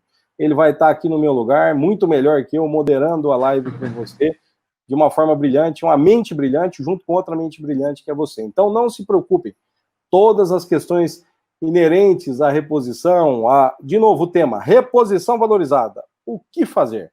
Então, esse é o tema da próxima live no dia 23. Então, fiquem tranquilos e fiquem ligados, porque essa live vai responder as perguntas de vocês em relação à reposição. Bom, vamos aqui com uma pergunta que chegou muito interessante, do Ricardo, lá de Goiânia. A seca está muito forte, uma área gigante, atingindo o sul, centro-oeste, sul aumentou de preço, e não houve um abate muito forte em maio, principalmente com o dólar alto, fazendo os frigoríficos, por consequência, né, aumentar um pouco as suas compras.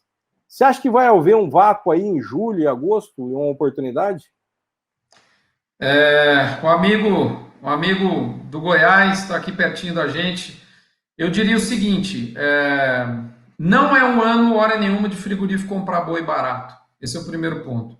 Então já estava no nosso radar uma safra firme, porque ela tem motivos da raiz pecuária para isso, que é a virada de chave do ciclo pecuário com o fortalecimento dos preços das categorias mais novas, que é o bezerro. Quando isso acontece, a gente vê uma safra, um fundo de safra menos pressionado, que é o que você falou. Particularmente, isso já estava no radar, mas isso se somou de maneira drástica a, na minha opinião, um erro muito grave das indústrias com relação ao mercado futuro. Desde março para cá, a gente viu muito forte a conjuntura de 3 fatores concomitantes, que é a reposição aquecida, que nós vamos falar lá no dia 23, os insumos em aquecimento, e um mercado futuro que desestimulava o pecuarista a tomar uma atitude. E o que a gente dizia na ocasião, e eu vou dar um exemplo, por que eu mandei boi para confinamento em abril? Porque eu precisava fazer ajuste de carga de uma chuva que não veio com intensidade entre outubro e começo de janeiro, tá certo? E porque eu acreditava muito que com um cenário muito desestimulado para os meses de junho, julho, agosto e setembro, e é impossível saber exatamente quando vem esse vácuo, mas a minha aposta era julho ou agosto, e para minha surpresa ela está vindo até antes de julho, ela está vindo já em junho, é o que a gente está observando no mercado, então eu corroboro com o que você sugere na sua pergunta. Acredito sim que nós vamos ter uma oferta, um vácuo de oferta, entre esse final de safra, que vamos falar assim, nem tão pujante foi, e uma oferta mais contundente de boi de confinamento que vai demorar uns dias ainda a vir. Eu, por exemplo, estou com boiada pronta para vender nesse meio do caminho. E eu acho que essa é a grande dificuldade. Levar boi para confinamento, ou para TIP, ou para o sêmen, quando os preços estão bons, é fácil. Agora, levar quando o preço não está tão agradando, é que tem que ter planejamento. E quem teve planejamento está colhendo o resultado e vai colher nos próximos meses, na minha opinião. Só uma informação importante, tem muita gente perguntando aqui pra gente como vai ser, vai compartilhar isso aí no canal do YouTube. A resposta é a seguinte, o vídeo vai ficar disponível no canal da Conan, no YouTube, então vocês poderão assistir novamente esse vídeo com muita calma, olhar bastante as respostas do Rodrigo lá. Fiquem tranquilos, é só acessar lá o canal da Conan no YouTube e conferir tudo que aconteceu aqui hoje. Rodrigo, nós vamos chegando aqui no crepúsculo final da nossa live e ver uma pergunta e experiência de pecuarista. Agora eu vou apertar o dedão do seu pé, aquele que apoia, né, para você manter o equilíbrio. Veio do Nilson, deixa eu não ser assim, leviano com quem falou essa pergunta, foram duas, tá? O Nilson Antônio Assoni e o Wesley Molina falaram o seguinte: Rodrigo, comenta aí a sua opinião sobre engorda de fêmeas em relação à engorda de machos. Quais são as oportunidades aí e a sua experiência como pecuarista, não só como análise de mercado? Bacana. Nilson, obrigado pela pergunta, ela tinha que vir também. Eu acho assim, há 2 anos e meio, 3 anos atrás, um amigo meu falou assim para mim: olha, eu vou parar de comprar macho, vou comprar fêmea. A diferença está muito grande e eu consigo repor mais cabeças dentro da minha fazenda. Com isso, eu consigo diluir mais meus custos fixos e isso suplanta o GMD por unidade, por cabeça, né, que vai ser menor na fêmea. E ele estava esperando, na época, um preço um pouco menor que o macho. E o que a gente percebeu é que o frigorífico fez a conta que, apesar do peso menor da carcaça, o aproveitamento de muitas peças, indústria dentro, para os mercados que pagam mais, ele é maior na fêmea jovem do que, por exemplo, no macho inteiro a pasto. Então ele percebeu que a indústria percebeu que a conta que ela fazia até então ela não estava correta. Então ela podia pagar mais na fêmea jovem, porque ela conseguiria, apesar de ter uma certa ineficiência industrial, porque no gancho que está pesado uma novilha de 14 arrobas, poderia estar pesado um boi de pasto de 18, então a fêmea ali dentro da indústria traz uma certa ineficiência industrial, porém o comercial resolvia essa diferença e ajustava e até, enfim, equilibrava as coisas. E isso acabou acontecendo. Paralelamente, a gente viu também o mercado de carne premium, que ainda é muito pequeno, 1, 2% do mercado da carne brasileira, mas ele faz um impacto muito bacana com os Roberto Barcelos da vida, e eu vou me dar o direito aqui de falar só o Barcelos e, em nome dele, representar toda uma turma que tem feito um trabalho muito bacana de elevar o status do consumidor brasileiro como consumidor de carne. E a novilha entra muito bem, a fêmea jovem entra muito bem nesse sentido.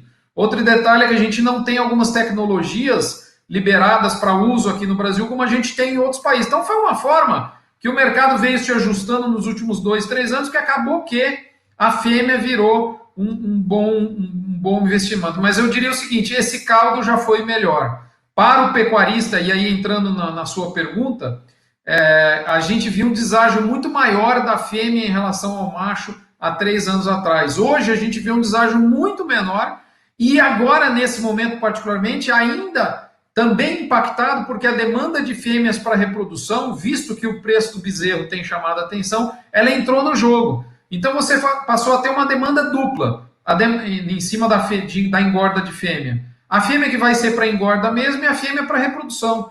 Então, em muitas situações em que a gente tinha analisado, essa vantagem que existia, ela já não é mais tão palpável. Então, acho que hoje tem que se questionar. Eu engordei um pouquinho de fêmeas nos últimos tempos, foi melhor do que a encomenda, mas hoje eu já começo a questionar, principalmente nos preços que a gente começa a ver a fêmea de reposição, uma fêmea boa, né? Rodrigão, uma coisa que está assim, chegando, eu estou pegando apanhado de várias perguntas aqui, e eu também, às vezes, com o gado meu, eu fico nessa dúvida, e quando você não tem muito onde correr, você tem que fazer esse questionamento. Nessa fase agora, é melhor comprar um insumo e confinar, ou mandar boi para o boitel com custo de arroba produzida conhecido? Qual a tua opinião? Do Mato Grosso do Sul e veio aqui de São Paulo. Rapaz, eu vou falar o seguinte, posso falar bastante disso porque eu uso Boitel desde 2008, lembrei, 2008. Seguinte, aliás, Goiás tem isso começou mais forte em Goiás, né, como muito do confinamento, depois se esparramou. Me agrada muito o Boitel, porque eu diria que o Boitel é economia compartilhada. É o que eu brinco, é o Uber pecuário, tá certo? Por quê? Caramba, você tem alguém que tem um investimento bastante sólido, o confinamento é uma indústria, ele tem um know-how, uma tecnologia bastante firme ali, ele tem um N grande ali na mão dele, mas se ele colocar mais boi de fora, ele consegue aumentar, né, a eficiência dele de compra de insumos. E você, de outro lado, tem um pecuarista que geralmente faz recria e engorda pasto, mas que não tem um sistema de confinamento dentro da fazenda com talvez 2.500, 3.000 animais ou mais. Para mim, esse tem sido um ponto de corte para se determinar tem ou não um confinamento dentro da fazenda. Dificilmente você consegue ter uma eficiência de custo confinando só 500 animais dentro da fazenda. Lógico que hoje você tem TIP, você tem outras alternativas. Estamos falando aqui de confinamento tradicional, tá certo? Eu acho que faz todo sentido, desde que você tenha um parceiro de qualidade dentro da região. O Boitel nada mais é do que um casamento, em que a confiança tem que ser muito forte. Porque o seu patrimônio, que é o boi gordo, vai estar na mão desse terceiro, vamos falar, na melhor das hipóteses, por 60 dias, mas muito provavelmente de 90 a 120 dias dentro dessa fazenda, né, com esse serviço de alimentação terceirizado. Eu acho que faz todo sentido fazer essa avaliação, principalmente porque o dreno de fluxo de caixa nessa época para compra de insumos cai muito, o que ajuda muito na reposição do gado magro. Quando você leva o confinamento para fora, a maior parte deles você faz o pagamento desse insumo lá depois do boi pronto, que ajuda muito no fluxo de caixa da recria e da engorda.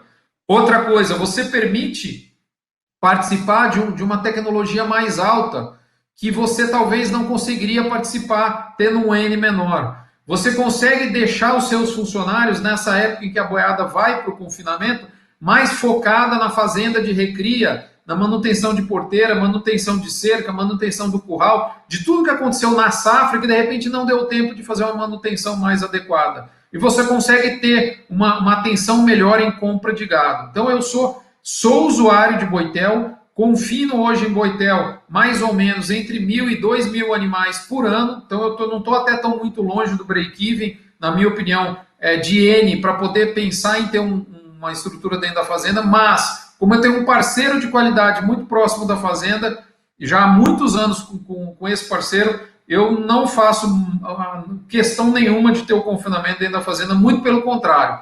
A economia do compartilhamento, eu não preciso ter o carro, né? Eu uso o carro de alguém que tem esse recurso, eu acho isso muito bacana. Meus bois comem o corn flakes, né? aquele milho, eu brinco que é o sucrilho com Danone, que é uma máquina que custa $1 milhão. Como é que eu ia ter acesso a isso, né? Então, enfim, tem uma série de vantagens, mas é aquela história, se não tiver parceiro na sua região, você tiver um N, hoje não é mistério confinar, então você pega a Conan, que pode te assessorar e você pode montar um confinamento dentro da sua fazenda. Eu diria que não tem receita pronta. Me agrada esse caminho, mas, enfim, é isso. Deixa eu mandar um abraço para um cara aqui.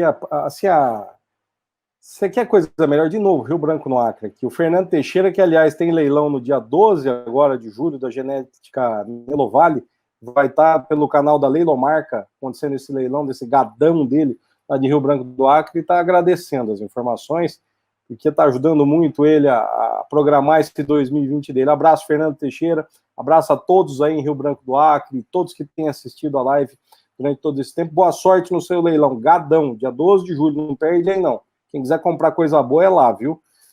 Bom, Rodrigo, uma perguntinha de um amigo seu aí, ladinho seu aí, encostado no umbigo da Pronutri, o Ricardo Menoncin. Ô, Rodrigão, para encerrar o crepúsculo final aqui da nossa live, esse boi de 36 meses, então, é uma realidade? Vai acontecer? Vai continuar acontecendo? Como é que eu encaro isso aí?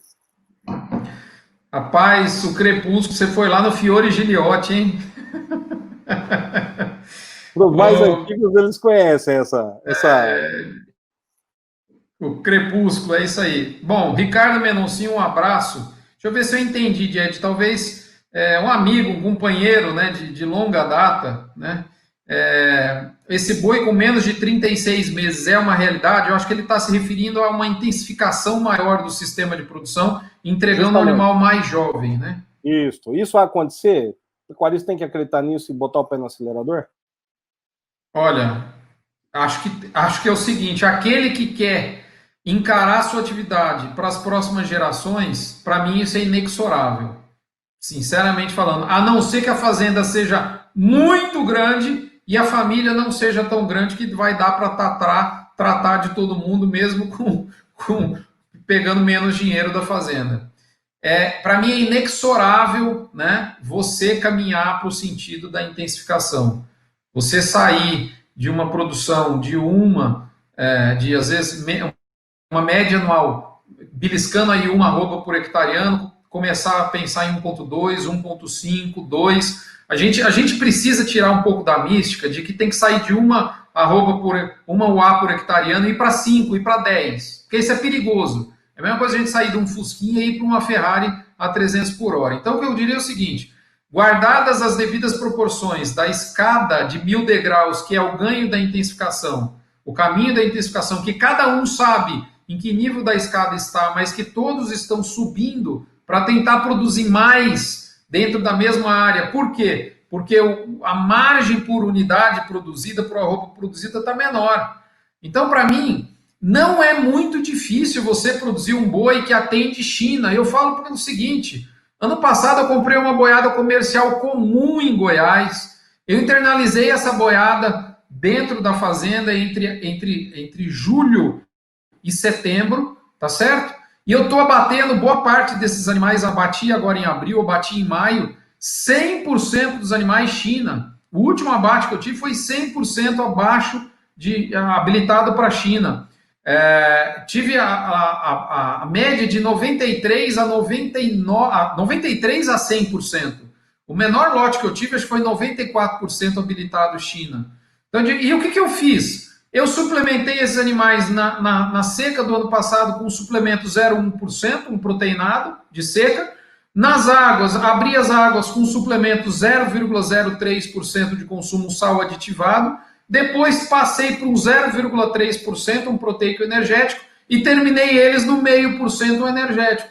Toda a boiada deu China, né? 94% a 100% deu China. Eu usei vários suplementos ao longo do ano, buscando aí uma curva de lotação dentro da nossa programação. Então, assim, eu não vejo outro caminho que não a intensificação. Agora, o detalhe, a intensificação por si, ela intensifica tudo, inclusive as exigências sobre você, que é o gestor. Então, antes de intensificar seu pasto, antes de intensificar a sua suplementação para você tornar esse boi de 36 meses realidade, como o Ricardo Menoncin nos cutucou, intensifique você na sua habilidade e competência de fazer a gestão produtiva e gestão financeira da sua propriedade. Gestão comercial, inclusive. Senão você vai produzir mais e vai ter mais problema.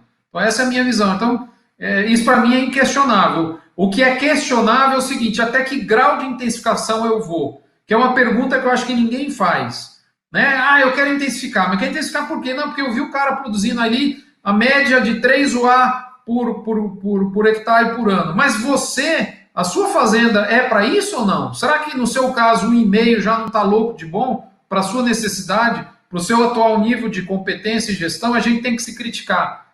E melhor do que isso, saber se autoavaliar. Eu acho que assim, esse boi abaixo de 36 meses só não vira realidade se a gente, das três, se a gente não precisar, porque a gente tem uma condição abençoada de ter uma fazenda muito grande e uma família pequena, mas isso não tem sustentabilidade. Seu filho vai mudar isso não demora, tá certo? Ou se você fizer da maneira errada e acabar querendo dar um passo maior que a perna e, infelizmente, saindo de uma situação pouco desafiada para uma situação muito desafiada ou sem estrutura de aconselhamento técnico, por exemplo, de nutrição, que é a grande turma. Se há uma empresa, se há um insumo que está por trás de fazer esse boi virar realidade, é justamente uma empresa como a Conan, de poder te dar uma gama de produtos e você ter um plano anual para fazer esse animal virar realidade.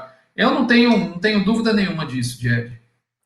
Não, é uma empresa, eu não sou funcionário da Conan, nem você, nós estamos aqui para falar sobre Mercado 2020, mas é um grande parceiro, tem a ferramenta, está na mão, tem uma equipe fantástica, é procurar o pessoal da Conan aí, trabalhar para poder fazer esse boi de menos de 36 meses, para entender o nível de intensificação que tem que colocar na sua propriedade, para ter esse tipo de experiência positiva e ganhar dinheiro na pecuária. Está na hora de ganhar bastante dinheiro, né, Rodrigo?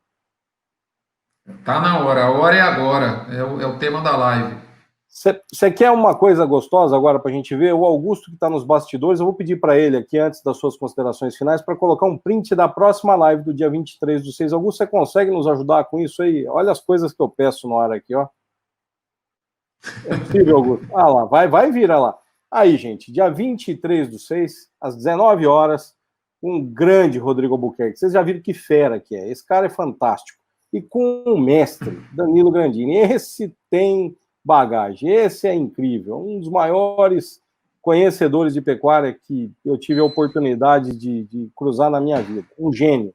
Então, esses dois gênios vão estar na próxima live do dia 23/6, oferecida pela Conan, reposição valorizada. O que você precisa saber? Aí todas as perguntas que caíram aqui hoje e que não puderam ser respondidas, elas vão estar aí. As respostas vocês encontrarão no dia 23/6. Então, coloca na sua agenda aí. Encontro marcado com o Rodrigo Albuquerque, com o Danilo Grandini, com toda a equipe da Conan, na live do dia 23/6, às 19 horas, pelo canal Conan. Então, faça a sua inscrição lá no canal da Conan. Você vai estar por dentro disso, vai receber todas as dicas da live que vai ocorrer e vai poder assistir essa aqui depois.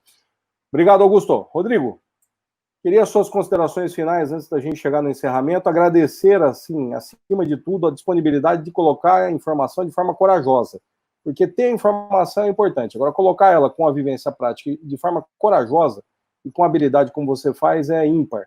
Obrigado mesmo, e as suas considerações finais, meu irmão. É um prazer estar com você de novo. Eu que agradeço, Died, agradeço a Conan, em primeiro lugar, pela oportunidade. Agradeço a você, estava lembrando, né, aquele tempo que a gente via e se encontrava nas fazendas fazendo pré-imunização das Red Brahma. É um prazer, enfim, o tempo passa, a gente nem vê. Eu diria o seguinte, cara, cada vez mais a gente vê a pecuária demandando habilidade e competência que a gente não procurou desenvolver muito nos últimos anos. Quando eu falo a gente, é inclusive eu, todo mundo, não tem ninguém melhor que ninguém aqui. A gente precisa entender a atividade como uma atividade produtora de dinheiro, como uma atividade empresarial. Acho que quem tiver essa visão, esse start, e tentar pensar, não adianta mais só produzir, essa é a questão. Produzir, até não é difícil produzir, né? Se a gente olhar mesmo produzir capim não é difícil, o difícil é colher, né, que depende muito mais de gestão. Produzir boi não é difícil é produzir com margem. Então a gente tinha o desafio de ter estoque até lá em 90, de 94 para cá do Plano Real, o nosso desafio passou a ser produzir. Nos últimos 2 ou 3 anos ficou claro que o nosso desafio passou a ser produzir muito, porém, desde que tenha margem. E agora a gente continua com o desafio de produzir com margem, adicionando responsabilidade animal, sanitária, social e ambiental. Gente, eu trabalhei muito quando eu trabalhei por 10 anos no setor da indústria de insumos do pecuarista. Mas não tem um trabalho mais intenso do que ser pecuarista. Eu admiro muito o sujeito que é pecuarista, porque, rapaz, é intenso em todos os sentidos. A gente precisa de ajuda. A gente precisa se capacitar mais. Então, acho que esse é o meu recado. Vamos melhorar a gente. A gente é bom para a gente reclamar de preço, a gente é bom para reclamar de muita coisa que, de fato, às vezes até desagrada e tem muita coisa errada. Eu não vou falar que não tem. Tem muita coisa. Mas será que a gente não precisa olhar mais para a gente, nos autoconhecer melhor, nos capacitar melhor para esses novos desafios? Por quê? Pandemia, independente de pandemia, o lugar da onde a gente veio não é para onde a gente vai. Esteja preparado para as mudanças e elas estão sendo simplesmente mais intensificadas em 2020, mas não vai imaginando que vai ter vida fácil em 2021, em que pese, para finalizar, estruturalmente nos próximos 10 anos eu vejo a pecuária num caminho de ouro, de ouro. A gente vai ter dificuldade, vai aparecer as carnes fracas da vida, as pandemias, esses problemas vão continuar aparecendo, mas o nosso caminho é de ouro. Se a gente se capacitar a entender isso, eu acho que o nosso futuro vai ser mais leve. Ô, Rodrigo, eu quero fazer um comentário aqui, pedir para você falar aquela última frase tua. A gente estava falando do boi, a resposta do Ricardo Menoncin, o Fernando, nós estamos falando, o Fernando Teixeira lá de Rio Branco do Acre, que a gente citou o leilão dele, falou aqui, gente, eu já estou matando aqui a pasto com os produtos da Conan com menos de 32 meses, com mais de 21 roupas faz tempo.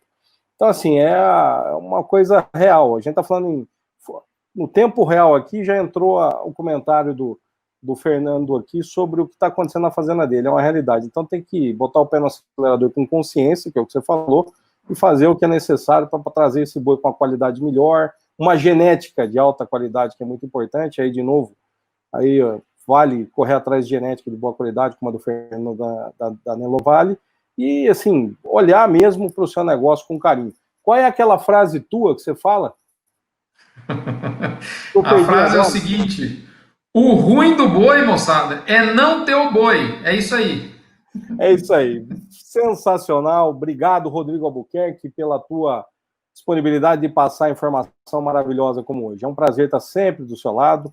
De novo, nos vemos aí, o Rodrigo Albuquerque com o grande Danilo Grandino, no dia 23/6, no mesmo horário, às 19 horas, para falar sobre reposição valorizada. O que fazer? Da minha parte, da parte do Rodrigo aqui, uma boa noite a todos vocês. Muito obrigado por terem nos assistido até agora.